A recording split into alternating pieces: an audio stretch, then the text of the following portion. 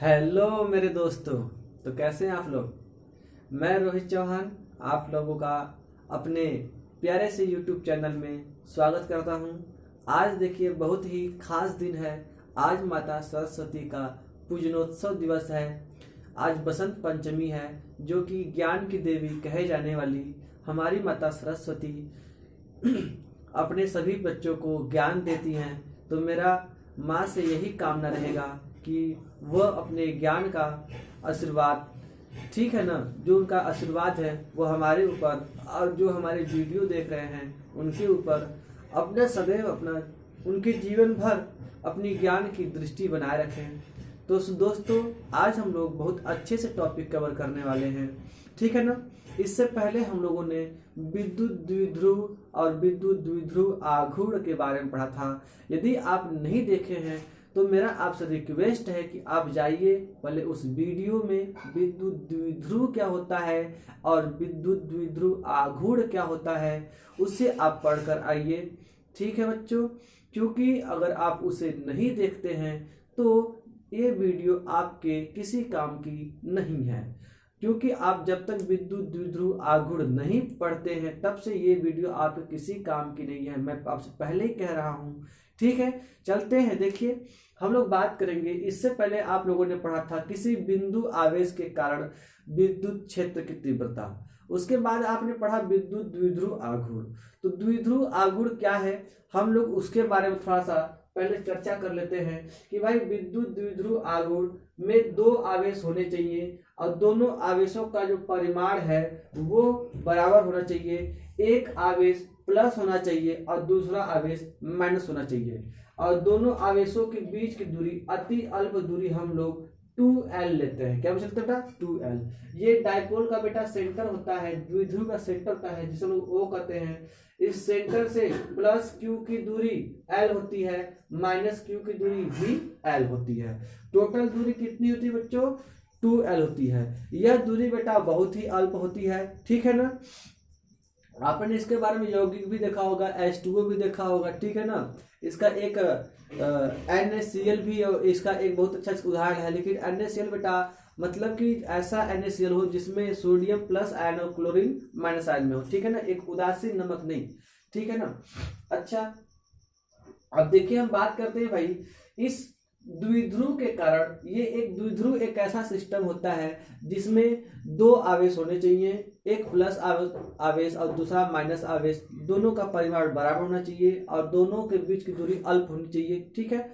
तो हम लोग इस द्विध्रुव के कारण उत्पन्न चुंबकीय क्षेत्र की तीव्रता ज्ञात करेंगे। हम इसको उत्पन्न क्षेत्र की तीव्रता ज्ञात करने के लिए हम लोग 3 स्टेप में फाइंड करेंगे। पहला है बेटा अक्षीय स्थिति, दूसरा है निरक्षीय स्थिति, तीसरा है किसी भी स्थिति में। तो इस वीडियो में छात्रों हम लोग केवल अक्षीय और निरक्षीय स्थिति पढ़ेंगे। क्या पढ़ेंगे? अक्षीय और निरक्षीय स्थिति में हम लोग उसका अध्ययन करेंगे। जो थर्ड पॉइंट है ये हमारे आने वाली वीडियो में होगी, और इससे द्विध्रुव के कारण उत्पन्न विद्युत क्षेत्र की तीव्रता पर कुछ बेस्ड न्यूमेरिकल्स भी होंगे। तो चलते हैं हम लोग अपने टॉपिक पर, ठीक है, बिना लेट किए।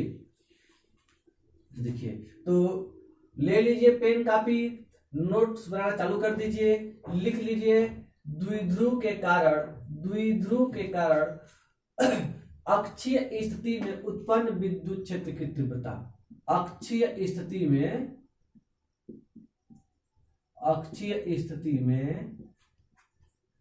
उत्पन्न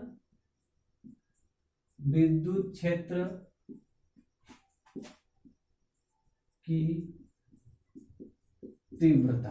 ओके, ये हेडिंग आप लोगों ने डाल ली क्या भाई?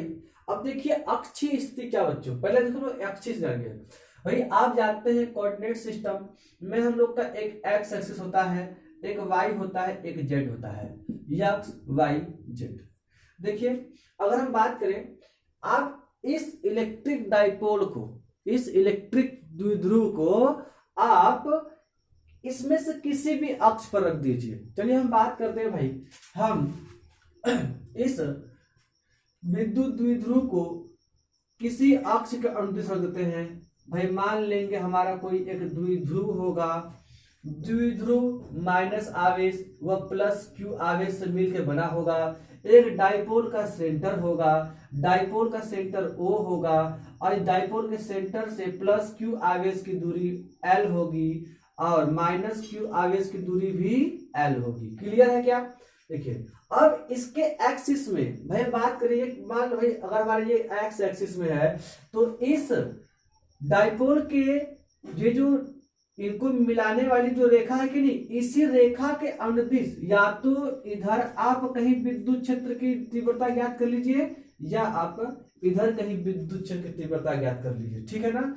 आप कहीं भी ज्ञात कर सकते हैं। देखिए इस लाइन को इस एक्सिस के अकॉर्डिंग, ये हम लोग का अगर आप यक्ष एक्सिस में रखे हैं तो आपको यक्ष एक्सिस में ही कहीं ना कहीं आपको विद्युत क्षेत्र की तीव्रता ज्ञात करनी है। चाहे आप इस लाइन इन दोनों को जोड़ने वाली रेखा के अकॉर्डिंग और उद्देश्य आप इधर कहीं फाइंड कर लीजिए या फिर आप इधर कहीं फाइंड कर लीजिए। आए कि नहीं बात समझ में? ठीक है क्या? तो देखते हैं भाई, देखते हैं लोग क्या करते हैं कि हम लोग बात करते हुए यहाँ पर हम लोग एक कोई पॉइंट मान लेते हैं, कोई एक बिंदु P मान लेते हैं। P नहीं माने, कोई बिंदु एक हम लोग X मान लेते हैं। क्या मानते हैं भैया? कोई बिंदु X। देखिए मैंने यहाँ पर कोई बिंदु X माना है। इस X पॉइंट पर विद्युत क्षेत्र की तीव्रता ज्ञात करनी है इस डाइपोल के चलते। तो देखो भैया बात करेंगे हम कि माना एक द्विध्रुव, माना एक द्विध्रुव प्लस Q व माइनस Q से मिलकर बना है, ठीक है? जिनके बीच की दूरी क्या बच्चा? 2L है। बीच की दूरी क्या बच्चा? 2L है, ठीक है ना? और ये जो द्विध्रुव है, द्विध्रुव के दोनों आवेश जिस बिंदु पर उपस्थित है उन बिंदुओं को हम नाम दे दे रहे हैं बच्चा A, इसको नाम दे दे क्या बच्चा? B। आए कि नहीं बात समझ में? इस पॉइंट को हम लोग नाम दे दे रहे हैं A, इस पॉइंट का क्या B। देखिए अब देखिए ध्यान से, मैं आपसे बात कहूं बच्चों कि बिंदु A से इस पॉइंट के लिए इस पॉइंट की दूरी क्या होगी? देखिए बच्चों अब भाई बात करते हैं ना, यहां पर सबसे बड़ी बात ये आती है देखो बच्चों कि डाइपोल से द्विध्रुव से R दूरी पर आपको विद्युत क्षेत्र की तीव्रता ज्ञात करनी है। हम कहें कि इस द्विध्रुव से ये जो बिंदु यक्ष है जो कि इसके एक्सिस में स्थित है, इस डाइपोल से इस बिंदु यक्ष की दूरी कितनी है बच्चा? तो वो दूरी आप कहां से मेजर करते हैं? वो दूरी बच्चों आपको हमेशा और हमेशा मेजर करनी पड़ेगी डाइपोल के सेंटर से। कहां से?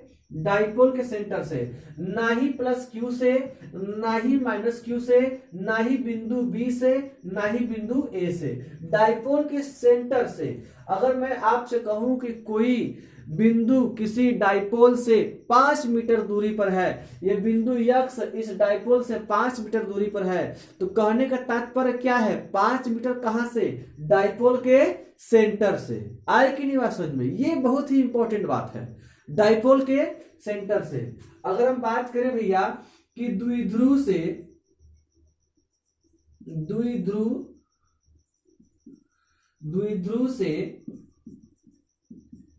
बिंदु X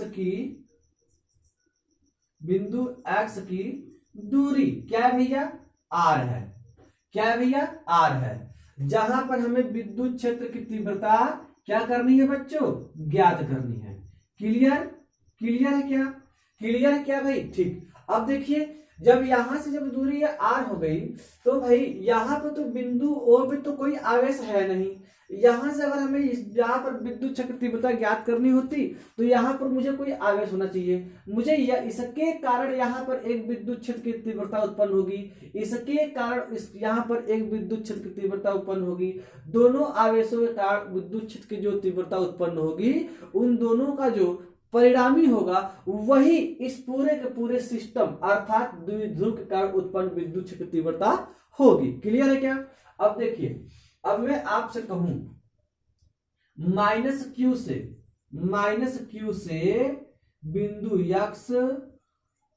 बिंदु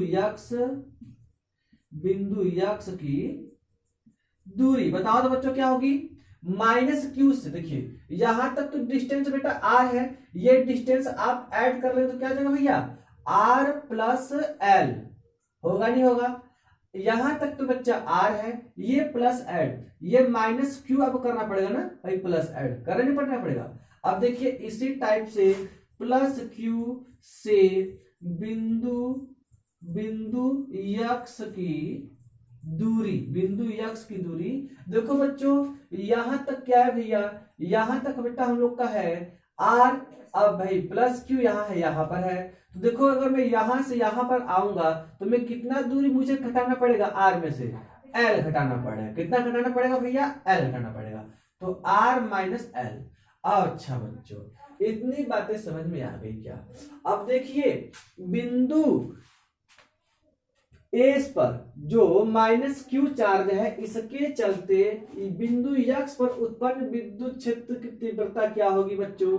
देखिए ये माइनस क्यू है ना, अगर मैं यहां पर कोई एक परीक्षण आवेश रख दूं बच्चों, तो देखिए ये माइनस क्यू इस धन परीक्षण आवेश को अपनी ओर खींचेगा। मतलब क्या है भाई, यहां पर जो लगने वाला जो विद्युत बल होगा वो इधर की ओर होगा। बच्चों जिस पॉइंट पर किसी परीक्षण आवेश को रखने पर जिस डायरेक्शन में विद्युत बल लगता है, उसी डायरेक्शन में विद्युत क्षेत्र की तीव्रता होती है। ठीक है ना, चलो बच्चों ध्यान रहे। अब देखिए ये यहाँ पर प्लस क्यू नॉट चार्ज पर इधर की तरफ बल लग रहा है, किस आवेश चलते भैया, माइनस क्यू चलते। यहाँ पर कौन सा पॉइंट भाई, ए पॉइंट है, ठीक है ना। अब देखिए अब यहां पर मैं कह रहा हूं भैया विद्युत इलेक्ट्रिक फील्ड की जो इंटेंसिटी है वो ई ए है, जिसकी डायरेक्शन किधर है बच्चों, यक्स से पॉइंट ए की ओर है। अब देखिए अब इस जो यहां पर जो पॉइंट बी पर जो प्लस क्यू चार्ज है, इसके चलते यहाँ पर इलेक्ट्रिक फील्ड की जो इंटेंसिटी है वो जो बच्चा उत्पन्न होगी। आप देखो ये धन आवेश, ये धन आवेश, इस पर बच्चा यह जो बल लगाएगा वो रिपल्सन बल लगाएगा, प्रतिकर्षण बल, उसकी डायरेक्शन ऐसे होगी। तो देखिए इसके चलते यहां पर लगाया गया बल बी से एक्स की ओर होगा, ठीक है ना, बी से एक्स की ओर होगा। तो मतलब क्या है, इसके द्वारा यहां पर उत्पन्न विद्युत क्षेत्र की डायरेक्शन भी इसी डायरेक्शन में होगा, ई बी। कोई प्रॉब्लम बच्चों। अब देखिए भाई इसके भाई हम लोग अब ई ए और ई बी की वैल्यू निकाल लेंगे। अच्छा ई ए व ई बी के बीच का कितने एंगल का कोण है बच्चा, 180 180 180। कोई दिक्कत है क्या बच्चा, नहीं ना। अच्छा इतनी बातें हो गई क्या, मेरे ख्याल से आप लोग अब इतनी बातें आप लोग छाप लो भाई, इतनी बातें आप लोग नोट कर लो थोड़ा सा, ठीक है ना। क्योंकि देखो भाई डेरिवेशन थोड़ा लंबा है बच्चों, ये बहुत ही इंपॉर्टेंट है परीक्षा की दृष्टि से, वेरी वेरी इंपॉर्टेंट है बच्चों। बोर्ड में ये तो 100% आना ही आना है। इस पर बेसिस आपको 9 न्यूमेरिकल 9 डेरिवेशन आपको करने हैं, 9 डेरिवेशन, मैं कह रहा हूं 9 डेरिवेशन इसी कंसेप्ट पे। 3 यहां पर करेंगे, 3 इलेक्ट्रिक पोटेंशियल में करेंगे, ठीक है ना। 3 आपको विद्युत चुंबकीय आघूर्ण में करेंगे आप लोग, ठीक है ना, मैग्नेटिक डाइपोल में करेंगे, वहां पर मैग्नेटिक मोमेंट में करेंगे, सॉरी, ठीक है ना, मैग्नेटिक डाइपोल में। यहाँ पर विद्युत द्विध्रुव है, वहां पर चुंबकीय द्विध्रुव होगा। 3 यहाँ पर 3 विभव में, 3 चुंबक में, 9 डेरिवेशन करने आपको इस कंसेप्ट पे, ठीक है ना। अब देखिए अब हम लोग बात क्या करते हैं भाई, थोड़ा हम लोग सोच सकते हैं। अब हम लोग निकालते हैं ई ए की वैल्यू, ई ए की वैल्यू। अब देखिए ई ए की वैल्यू किसी बिंदु आवेश के कारण इस पॉइंट चार्ज के चलते यहां पर उत्पन्न विद्युत क्षेत्र तीव्रता क्या होगी, के क्यू। देखिए इलेक्ट्रिक फील्ड इंटेंसिटी सूत्र होता है के क्यू अपान आर स्क्वायर, यही होता है बच्चों विद्युत क्षेत्र तीव्रता का सूत्र, है कि नहीं। तो ई ए, तो यहां पर आवेश क्या भैया, क्यू है, क्यू है। देखो बच्चों यहाँ पर माइनस और प्लस क्यू नहीं रखते हैं, ये माइनस क्यू बताएगा कि विद्युत क्षेत्र तीव्रता आवेश की ओर है, प्लस क्यू बताएगा कि विद्युत क्षेत्र तीव्रता प्लस क्यू से दूर की ओर है, ठीक है ना। यहाँ पर माइनस चार्ज नहीं रखना है, के क्यू अपान आर स्क्वायर। अब देखिए बच्चों मुझे आर चाहिए ना, तो माइनस क्यू से बिंदु यक्स की दूरी कितनी बच्चा, आर प्लस एल है, आर प्लस एल का होल स्क्वायर। ये इक्वेशन नंबर 1 बच्चा। इसी टाइप से बच्चा ई बी, मैं ई बी की मान करूं, मतलब क्या है, बिंदु आवेश प्लस क्यू के चलते यहाँ पर इलेक्ट्रिक फील्ड इंटेंसिटी क्या होगा। तो देखिए बच्चा, K Q upon are square होता है बच्चा, लेकिन इनके बीच की दूरी क्या बच्चा, आर माइनस एल का whole square, R minus L का whole square. Equation number 2, equation number 2 clear है क्या, आई की नहीं बात समझ में, इतनी बातें आप लोग कर लो बाबू। चलिए अच्छा, मैं आगे चलते हैं। अब देखो बच्चों आ गया भाई, अब देखो भाई, अगर मैं इनको अगर वेक्टर फॉर्म में लिखूं बच्चा, ये वेक्टर फॉर्म में कर दूं, तो बताइए इनका डायरेक्शन किधर से किधर है, ई ए का डायरेक्शन किधर से किधर है, यक्स पॉइंट से ए पॉइंट की ओर, यक्स पॉइंट से ए पॉइंट की ओर, यक्स से सॉरी यक्स से, यहां पे दूं मैं, एक्स से ए की ओर। ये क्या होगा बच्चा, इनको भाई इनका आप वेक्टर लिखो भैया, ये तो क्या देखिए, बी पॉइंट से एक्स की ओर है ना, ये बी से एक्स की ओर। एनी प्रॉब्लम क्या भाई, एक्स से बी से एक्स, चमक तो रहा है ना। चलिए अच्छा, ज्यादा नहीं चमक रहा, लेकिन फिर भी आप लोग मैनेज कर सकते हैं, ठीक। देखिए अब क्या करना है बाबू, देखो बच्चों, जब अब दोनों के दोनों डायरेक्शन, जब दोनों के दोनों जब इलेक्ट्रिक फील्ड इंटेंसिटी एक ही पॉइंट पर है, ये दोनों के दोनों अपोजिट हैं, तो इनका जो परिणामी होगा भैया, ई बराबर ई वेक्टर बराबर E A vector plus E B vector. अभी मत ये कह देना कि सर जी कैसे, अभी मैंने इनको वेक्टर फॉर्म में लिखा है भाई। देखिए अच्छा, अब देखो बच्चों, इसमें से पहले बड़ा क्या होगा बता देना मुझे आप लोग, ये ई ए बड़ा होगा या ई बी बड़ा होगा। देखो बच्चों, ई बी की बात करें तो भाई ये वाला आवेश यहां पर है, इन दोनों आवेशों का परिमाण बराबर है बच्चों। देखिए ये वाला आवेश से इस पॉइंट की दूरी बच्चा नजदीक है, नजदीक है तो भाई इसके कारण यहाँ पर उत्पन्न क्षेत्र की तीव्रता अधिक होगी कंपेरिजन टू इसके, क्योंकि ये जो पॉइंट चार्ज है इस पॉइंट से अधिक दूरी पर है, और दूरी बढ़ने पर इलेक्ट्रिक फील्ड इंटेंसिटी का मान क्या होता है, घटता है। इससे इसकी दूरी अधिक है, इससे इसकी दूरी कम है ना कम, तो इसके कारण यहाँ पर उत्पन्न विद्युत की तीव्रता बेटा कम होगी, किसके कारण, इसके चलते। तो ये ई ए है, तो यहाँ पर मैं कह रहा हूं भाई सीधी सीधी बात, जो ई ए होगा वो ई बी से क्या होगा बेटा, छोटा होगा। यहां पर आप लोग लिख सकते हैं E A less than E B. Complete है क्या बच्चों, क्लियर है क्या। अगर नहीं समझ में आता है तो ये देख लो बच्चों, ये क्या भैया, ई ए की वैल्यू क्या बेटा, आर प्लस एल है, ये आर माइनस एल है, ये बेटा ये देखो भाई, इनके नीचे का जो ये है ना, ये छोटा है इनके डायरेक्शन में, ये आर प्लस एल। अब बड़ी चीजों का स्क्वायर करोगे बड़ी आएगा, उसको फिर भाग दोगे तो फिर छोटा होगा ये मान, ये कर, ये छोटी है, इससे भाई जब भी इसको आप स्क्वायर में उससे भाग दोगे, इसके वैल्यू से क्या वैल्यू क्या कम आएगा, तो ये इसको भाग देने पे भाई इसमें मान हमारा अधिक आ जाएगा इसका मान, ठीक है ना। अब देखिए, तो यहां से आप लोग कर्व में समझ सकते हैं।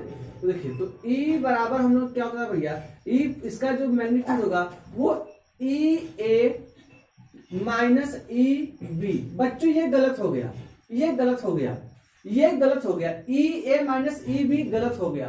क्यों गलत हो गया, क्योंकि भाई ई बी क्या है बच्चा, ई बी बच्चा जो देखिए ई बी, ई ए क्या बेटा, ई ए बेटा छोटा है, ई बी क्या है बेटा, बड़ा है। तो मैं आपसे कहता हूं जब भी घटाना है आपको बड़े में से छोटा घटाना है, तो इसमें से बड़ा कौन है, ई बी है ना, तो इसको आप कर दीजिए ई बी माइनस ई ए, तो कोई दिक्कत नहीं, इसे भी आप लोग ई ए कर लीजिए, इसे भी ई बी कर लीजिए, इसे भी ई ए कर लीजिए, कोई पहले वाला भी कोई दिक्कत नहीं था, ठीक है ना, लेकिन कंप्लीट समझने के लिए आप ऐसा करेंगे, ठीक है ना। चलिए अच्छा, देखिए भाई इतनी बातें हो गई क्या बच्चों। अब मैं थोड़ा सा साफ करना चाहूंगा, आप लोग थोड़ा नोट कर लीजिए क्योंकि देर से थोड़ा लंबा होने वाला है। आई की नहीं बात समझ में, ठीक है क्या, ठीक है क्या भाई। चलिए अच्छा, इधर के मैं चीजें साफ करूंगा बच्चों, क्योंकि तभी मेरे सब आगे सब लोग काम कर पाएंगे। नोट कर लीजिए आप लोग, कंप्लीट स्क्रीनशॉट ले लीजिए। चलिए अच्छा, चलिए अच्छा, ठीक है ना।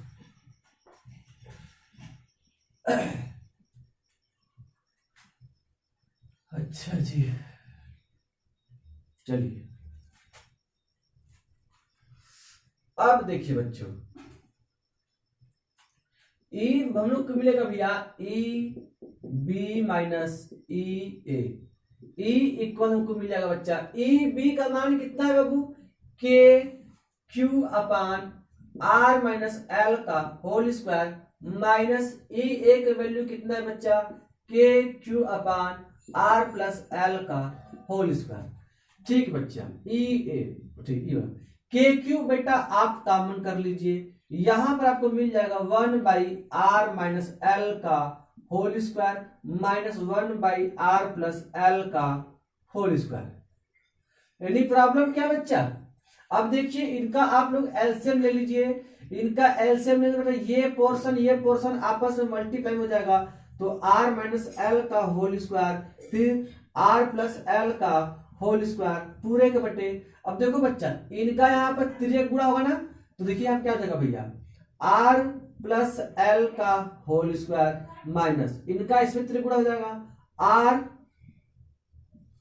माइनस एल का होल स्क्वायर। ये बातें आज यहाँ क्या होते हैं हम लोग, के क्यू है, के क्यू बराबर ई। क्लियर है क्या? अब देखो बच्चों ई बराबर मैं कह सकता हूं, इनको आप बेटा ओपन कर लीजिए, इनको बेटा ओपन कर लीजिए, इसको ओपन कर आर का स्क्वायर प्लस एल का square plus 2rl, any problem? Minus इसको सॉल्व कर लीजिए, आर स्क्वायर प्लस एल का स्क्वायर माइनस 2rl। अब बच्चों देखो आप 12 में पढ़ते हो यार, आपको a प्लस बी का होल स्क्वायर का फॉर्मूला और a माइनस बी का होल स्क्वायर फॉर्मूला आना चाहिए, नहीं आ रहा तो डूब मरो। समझे नहीं समझे? हाँ डूब मरो। देखो भाई ये r माइनस एल, ये r प्लस एल, यहां पर समझने वाली बात है। अब देखो मैं करता क्या भैया, r माइनस एल एक कोष्टक में r प्लस एल एक कोष्टक में, मैं इन दोनों को भैया क्या कर दे रहा हूं, मैं दोनों को कोष्टक लाकर मैं स्क्वायर बाहर कर दे रहा हूं। देखो भैया ये स्क्वायर मैंने इन दोनों को एक कोष्टक में लिख दिया, ये जो स्क्वायर है ना इसको मैं बाहर कर लिया, क्योंकि मैं जब बड़ा कोष्टक हटाऊंगा ना तो ये वाला स्क्वायर यहां भी आ जाएगा और ये वाला स्क्वायर यहां भी आ जाएगा। कंप्लीट है नहीं कंप्लीट है? समझ में आगे चलते हैं। अब देखो बच्चों इक्वल हम लोग को मिल जाएगा के क्यू। अब देखो बेटो R square plus L square, R square plus L square, R square plus L square, sorry देखिए अच्छा एक मिनट देखिए, ये देखो बच्चों थोड़ा सा हम लोग कंफ्यूजन क्या पड़ा, तो भाई इसे जब हम सॉल्व करेंगे ना, देखिए ये आया इसे हम सॉल्व कर R square minus R minus L का स्क्वायर ना, तो R square plus L square minus 2rl। जब ये माइनस वाला जब इसको जब बेटा जब अंदर जाएगा, ये बेटा यहाँ बेटा ये माइनस आर स्क्वायर कर देगा इसको, और ये बच्चा ये बेटा माइनस आर स्क्वायर हो जाएगा, ये कर देगा प्लस 2r हो जाएगा। कंप्लीट है कि नहीं कंप्लीट है? भाई इसको फॉर्मूला मान कर भैया R square plus L square minus 2rl, लेकिन ये वाला माइनस जब अंदर जाएगा तो minus R square minus L square plus 2r हो जाएगा। तो ये देखिए आर स्क्वायर, ये देखिए आर स्क्वायर, ये देखिए एल स्क्वायर, ये देखिए एल स्क्वायर, 2rl कितना आ जाएगा बच्चा,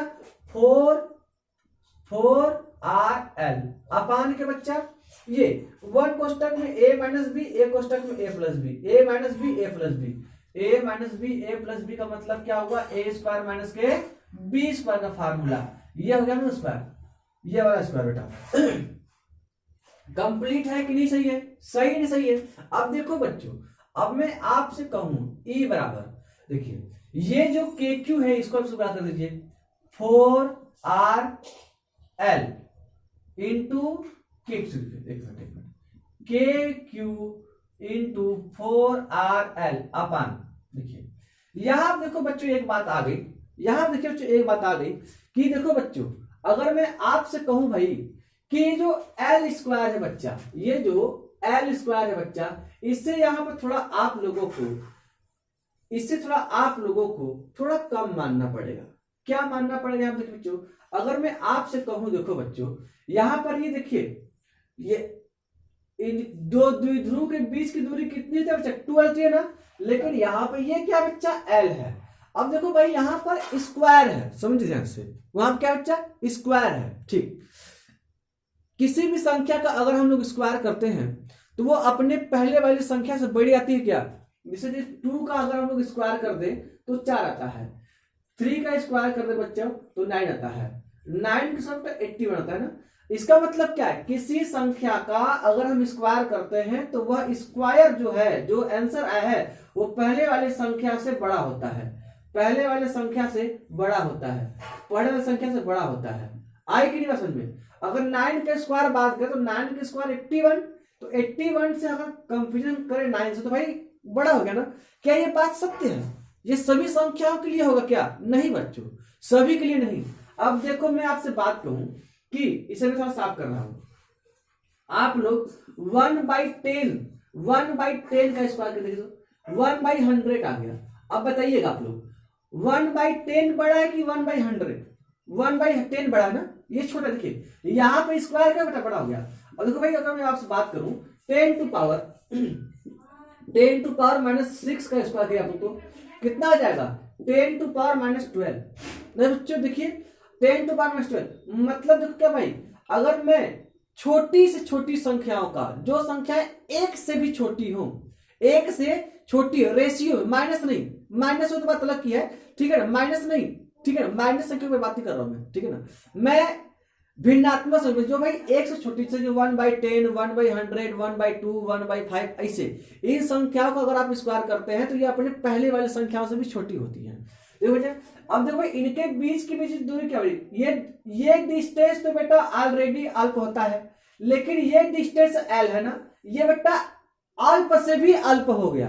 अब 10 टू पावर -6 मान लो है, अब 10 टू पावर -6 का 10 टू पावर -6 का बाई टू, अब इनका स्क्वायर कर लो बेटा, 10 टू पावर -12/4 आ गया। देखो बच्चे ये पहले से और छोटा हो गया। अगर देखो बच्चे बात करें हम लोग, ये जो L है ना, ये L comparison to R, L जो है कंपेरिजन टू R वैसे ही छोटा है। अब देखो R क्या है, सेंटर से कोई दूरी है, R मान लो 5 मीटर है, इसका स्क्वायर आप करोगे बेटा, R अगर 5 मीटर है, अगर आप इसका स्क्वायर करोगे 25 मीटर हो जाएगा। देखो बेटा ये तो अगर आप इसका स्क्वायर करेंगे, एक तो इसका स्क्वायर करेंगे तो ये बढ़ जाएगा, इसका स्क्वायर करेंगे तो ये और कम हो जाएगा। समझे नहीं समझे भाई? ये क्या है देखो ध्यान से, सेंटर से जब भी दूरी आप लोगे तो आप जब भी दूरी लोगे 2 मीटर ले लीजिए, 3 मीटर पे डाइपोल से 5 मीटर दूरी पर विस्तार ज्ञात कीजिए, तो 5 मीटर का अगर आप स्क्वायर करोगे तो वो और बढ़ेगा, लेकिन एल स्क्वायर करने पर वो और कम होगा। तो ऐसी कंडीशन में क्या करते हैं भैया कि आर जो एल तो लेस देन आर से है ही, एल तो लेस देन आर से है ही, लेकिन एल का स्क्वायर कर देने पर ये आर स्क्वायर से छोटा बहुत छोटा रहता है। क्योंकि देखिए मतलब क्या है भाई, इसका स्क्वायर करेंगे ये बढ़ जाएगा, इसका स्क्वायर कर देंगे और कम हो जाएगा। अभी तो छोड़ो स्क्वायर, तो छोड़ो, ये देखो इसका फिर होल स्क्वायर भी है। ये जब इसको फिर से हल करोगे ना तो आर स्क्वायर का बार तो बड़ा ही था, उसका फिर से स्क्वायर होगा वो और बड़ा हो जाएगा, ये उसका फिर से ये वाला बात आएगी तो वो और छोटा, एक तो छोटे से छोटा हुआ फिर लात मार के फिर छोटा हो गया। तो ऐसी कंडीशन में क्या कहेंगे भैया हम कि जो आर स्क्वायर के तुलना में एल स्क्वायर बहुत ही छोटा है, इसलिए हम क्या कहेंगे, एल स्क्वायर को छोड़ देंगे। क्या कर देंगे? एल स्क्वायर को छोड़ देंगे। इसे आप लिख दीजिए यहां पर कि R square minus L square, यहां पे वाली बातें है ना, इसका पूरा यहां पर क्या बचा, R less than sorry L less than R है, लेकिन L square less than R square हो जाएगा, इसलिए एल स्क्वायर को नगण्य मान लेते हैं। कंप्लीट है कि नहीं बच्चों? देखिए ध्यान से, तो मैं क्या कहूंगा यहां पर, ये बातें हो गई। तो हमारे पास अभी क्या E बराबर के क्यू, ये जो 4RL है ना, इस 2 को बाहर कर लो, 2 को बाहर कर लो, इस 4 को, 4 में से 2 यहां पर लिखो, 2 के इंटू क्यू, यहां पे 2RL, यहां पर 2R, यहां पर 2RL। कोई प्रॉब्लम क्या? और नीचे क्या बचा? देखो अब जब भाई आप एल स्क्वायर को नगण्य मान लोगे तो यहां पर एल स्क्वायर गायब हो गया ना, तो नीचे क्या बचेगा बच्चा? आर स्क्वायर केवल बचेगा। आर स्क्वायर का होल स्क्वायर। यहाँ पे इसका वैल्यू बेटा खत्म हो गए, मैंने इसको गायब भी कर दिया, तो यहाँ पर केवल आर स्क्वायर बचेगा, इसका बेटा होल स्क्वायर। अब देखिए ई बराबर क्या मिलेगा बेटा 2kq इंटू 2rl अपान के r का पावर 4। देखिए एक r ऊपर r का पावर 4, ये कटेगा नहीं कटेगा 3 बार में, ठीक है ना जी। तो ये कितना 2kq इंटू 2l अपान के r लिखा। देखो बेटा ये q into 2l, q into 2l किसका फॉर्मूला बन गया भाई, q इंटू 2l हमको बन गया भैया हम लोग का E बराबर ये 2kp अपान के r लिखा। इंप्लाइज दैट यहाँ पर कह सकते हैं P बराबर कह सकते हैं हम लोग P बराबर Q इंटू 2L होता है, ठीक है ना भाई। अब देखिए विद्युत क्षेत्र की जो तीव्रता हो गई बच्चों वो हो गई E बराबर 2kp upon R cube, 2kp upon R cube. इतनी बातें समझ में आई क्या, नोट कर लो आप लोग, इससे आप लोग नोट कर लो, मैं अभी कुछ और बातें बताऊंगा इसके बारे में। चलो बच्चों ठीक, इसे आप लोग नोट कर लीजिए, मैं थोड़ा साफ करूंगा, ठीक है ना। इधर चीजें साफ हो गया, नोट कर लिया आप लोग, कोई बात नहीं, अच्छी बात है।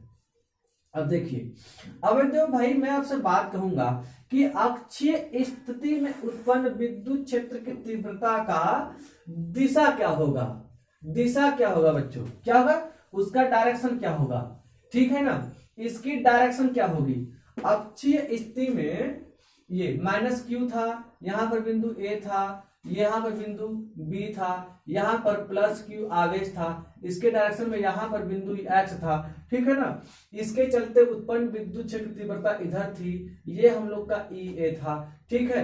इसके चलते उत्पन्न विद्युत क्षेत्र हम लोग का बी था, ठीक। अब देखो भाई देखो ध्यान से, एक रसरी है बच्चा, यहाँ पर एक खूंटा है, ये क्या बेटा खूंटा है, खूंटा समझते हो जिसमें गाय भैंस बांधी थी है। इधर भी एक, देखो जी ध्यान से, ई छोटा है ना, ये ई ए क्या है बच्चों, ई ए बच्चा हम लोग का छोटा है, किसके ई बी के कंपेरिजन में, मैंने पहले बताया था। अब देखो भाई, अब मान लो इधर क्या भैया बकरी है, इधर क्या भैया गाय है। अब बताओ जी, अब जब गाय और बकरी को जब एक ही खूंटा में बांध दोगे, गाय तो अधिक नहीं खींचेगी, जब ये अधिक खींचेगी तो ये खुटवा जाएगा किधर, खुटवा जाएगा किधर बताओ भाई आप लोग। इसको गाय नहीं लेके चली जाएगी जी, गैया इसको खींच ले जाएगी ना, इसको जो गाय है अपनी तरफ क्या करेगी, खींच जाएगी, क्योंकि गाय भाई अधिक खींच रही है। तो देखिए ध्यान से, ईबी जो है ये अधिक खींच रहा है, ये अपनी तरफ कम खींच रहा है, तो टोटल इलेक्ट्रिक फील्ड इंटेंसिटी किधर से किधर होगा, बी की दिशा में होगा ना। मतलब क्या है, टोटल इलेक्ट्रिक फील्ड इंटेंसिटी अगर हम बात करें तो बी के डायरेक्शन में। तो देखिए ये इलेक्ट्रिक फील्ड इंटेंसिटी इधर हो गई।